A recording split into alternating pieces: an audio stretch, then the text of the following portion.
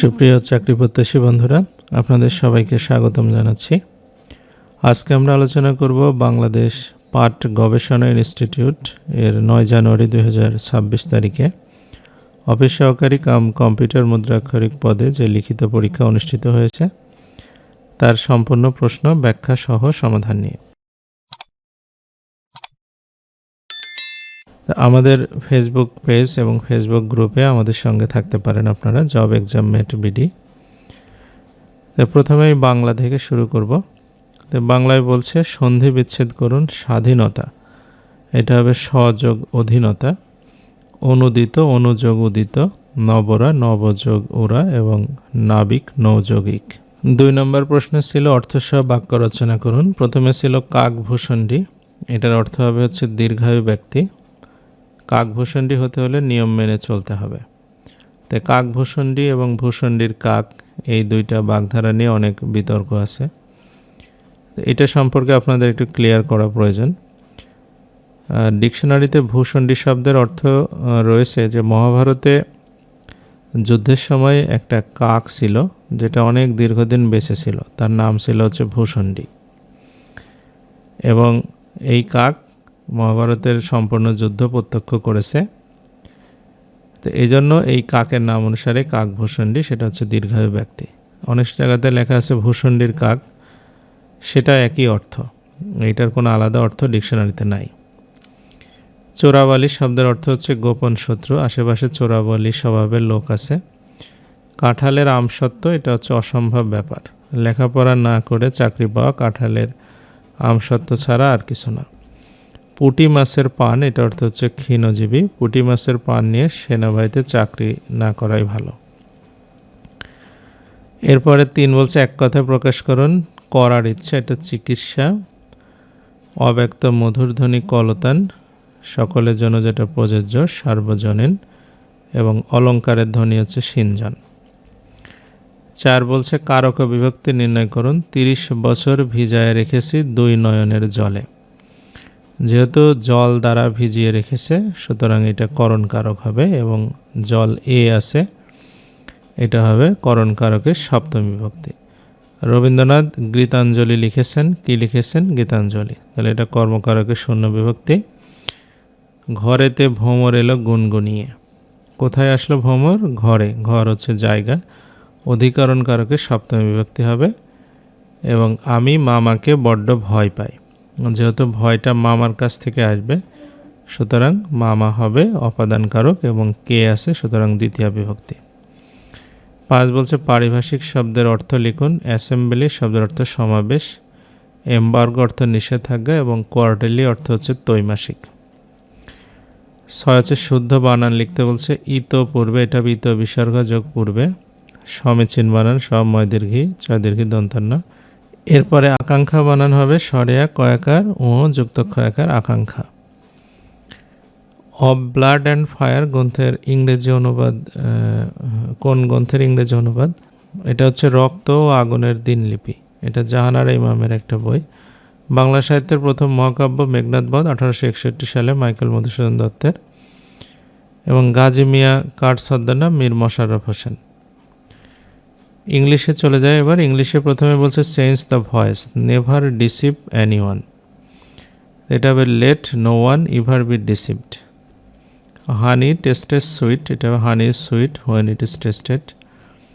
What has he done, এটার অর্থ হচ্ছে, এটার ভয়েস চেঞ্জ হবে what has been done by him. 11 নম্বরে বলছে ট্রান্সলেট ইন্টু ইংলিশ, তুমি কি কখনো বান্দারবান গিয়েছ? এটা have you ever been to Bandarban.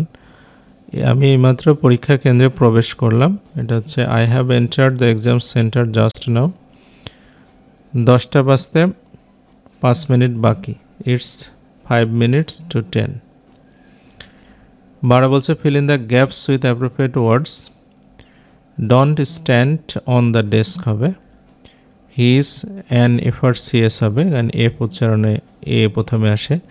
Nazrul is the Shelley of Bangladesh হবে। 13 বলছে correct spelling bureaucracy, BUREAUCRACY bureaucracy.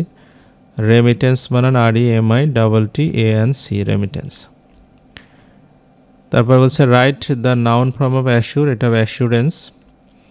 Right the verb form of danger, এটা হবে endanger. Write the verb form of food, এটা হবে হচ্ছে ফিড। এবং write the singular form of agenda, এটা singular হবে agendum. Who wrote the play the tempest, এটা হচ্ছে উইলিয়াম শেক্সপিয়ারের লেখা। Sense the narration, he said to me I have done my work, এটা হি টোল্ড মি, আয়ের পরে হি হবে হি, হ্যাভের বদলে হ্যাড, ডান হিজ ওয়ার্ক, মায়ের বদলে হিজ।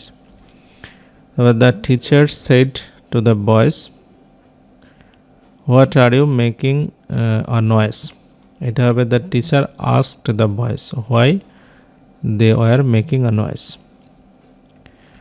আচ্ছা, এরপরে change the feminine gender, nephew, এটা হবে নিচি, এবং র্যাম ইউ।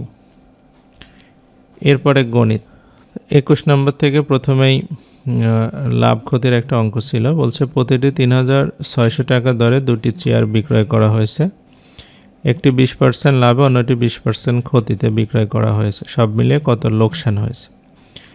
তাহলে আমরা প্রথম চেয়ারটির কথা চিন্তা করি। ক্রয় মূল্য যদি 100 টাকা হয় তাহলে 20% লাভে বিক্রয় মূল্য হবে 120 টাকা। তাহলে বিক্রয় মূল্য 120 টাকা হলে ক্রয় মূল্য হচ্ছে 100 টাকা।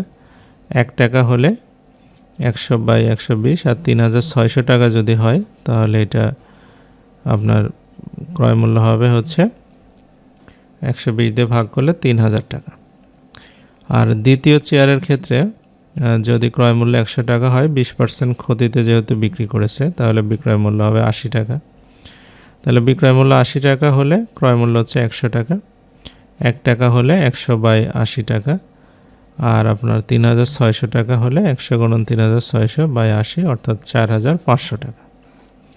তাহলে আমাদের মোট ক্রয় মূল্য হলো 4500, 3000 মানে 7500 টাকার বিক্রয় মূল্য হলো 3600, 7200 টাকা। তাহলে মোট লোকসান হবে হচ্ছে 7500 থেকে 7200 বাদ দিলে 300 টাকা। এরপরে প্রশ্ন আসি। 22 বলছে পিতা পুত্রের বর্তমান একত্রে বয়স 80 বছর। 4 বছর পূর্বে পিতার বয়স পুত্রের বয়সের 5 গুণ ছিল, তাদের বর্তমান বয়সের অনুপাত কত? তে প্রথমে হচ্ছে পুত্রের বর্তমান বয়স হচ্ছে x বছর, আর পিতার আমরা ধরে নিলাম 80 থেকে x বাদ দিলেই হবে। তাহলে 4 বছর পূর্বে যদি যাই তাহলে পুত্রের থেকেও 4 বছর মাইনাস হবে, পিতার থেকেও 4 বছর মাইনাস হবে, অর্থাৎ 80 - x - 4, এটা হবে পুত্রের 5 গুণ। তাহলে এটা 5x - 20, আর হচ্ছে 76 - x হচ্ছে, অর্থাৎ 6x - 96, x এর মানটা হচ্ছে 16। তার মানে পুত্রের বর্তমান বয়স হবে হচ্ছে আপনার 16 বছর, আর পিতার বর্তমান বয়স হবে 80 থেকে 16 বছর বাদ দিলে 64 বছর। তো এখন এদের বয়সের যদি অনুপাত করা হয় তাহলে 64 অনুপাত 16, অর্থাৎ 4:1। আচ্ছা, এরপরে 23 নম্বর বলছে √x + 1/√x = a হলে x² + 1/x² এর মান কত? তো প্রথমে আমরা যেটা দেওয়া আছে √x + 1/√x, এটা লিখে নেব। উভয় পাশে স্কয়ার করে দিতে হবে। তাহলে √x + 1/√x² = a² হবে। তাহলে এটা সূত্র যদি আমরা লিখি a², অর্থাৎ √x² + 2 * √x 1/x প্লাস হচ্ছে √1/x² = a²। তাহলে রুট ক্যান্সেল হয়ে গেলে x + 1/x + 2 হবে = a², অর্থাৎ 2কে আমরা ডান পাশে নিয়ে গেলে মাইনাস করে দেব। এরপরে আবার উভয় পাশে বর্গ করব। তাহলে x + 1/x², অর্থাৎ a² - 2²। এটা আবার সূত্র লিখব x² + 1/x² + 2 * x 1/x। এই পাশে এটা হচ্ছে a⁴ - 2 * a² 2 প্লাস হচ্ছে 4। তাহলে x ক্যান্সেল হয়ে গেলে x² + 1/x² + 2 = a⁴ 4a² + 4। 2টাকে ডান পাশে নিয়ে বিয়োগ করে দিলে আমাদের উত্তর হয়ে যাবে a⁴ - 4a² + 2। এটাই হচ্ছে উত্তর। এরপরে বলছে উৎপাদকে বিশ্লেষণ করতে হবে। x⁴ minus 7x² plus 1। তো এটাকে আমরা x² তারপর স্কোয়ার ভেঙে নেব, আর এটা 2x² × 1 প্লাস 1, আর এখানে যেহেতু 7x² আছে তাহলে মাইনাস 9x² করে দিতে হবে। তাহলে এটা হচ্ছে x² প্লাস 1² মাইনাস 3x²। তাহলে a² মাইনাস b² এর সূত্র যদি লিখি x² plus 3x plus 1, x² minus 3x plus 1, এটাই হচ্ছে উৎপাদক। 25 বলছে একটি আয়তাকার ঘরের পরিসীমা 44 গজ, ঘরের দৈর্ঘ্য 36 ফুট হলে ঘরের প্রস্থ কত? তা আমরা হচ্ছে ঘরের প্রস্থটা ধরে নেই হচ্ছে b ফুট।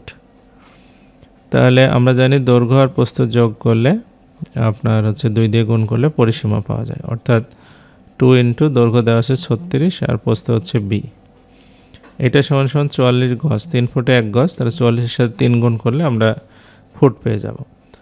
তাহলে 2 দিয়ে ভাগ করলে 44কে 22 হবে, অর্থাৎ 36 প্লাস b = 66। তাহলে b এর মান হচ্ছে 66 থেকে 36 বাদ দিলে 30, অর্থাৎ ঘরের প্রস্থ হচ্ছে 30 ফুট। এরপরে সাধারণ জ্ঞান বলছে আই হ্যাভ আ ড্রিম শীর্ষক ভাষণটি কে প্রদান করে? Martin Luther king junior. Radcliffe line কোন কোন দেশের সীমানা পৃথক করেছে? ভারত পাকিস্তান। গ্রিন পিস এটা হচ্ছে আন্তর্জাতিক পরিবেশবাদী একটি সংস্থা। তারপরে সাপটার একনেকের পূর্ণরূপ কি? সাপটা হচ্ছে south Asian free trade area, একনেক হচ্ছে executive committee of national economic council. কোন ধাতু সাধারণ তাপমাত্রায় তরল থাকে? পারদ। ইংলিশ চ্যানেল কোন দুটি দেশকে পৃথক করেছে? যুক্তরাজ্য ও ফ্রান্স।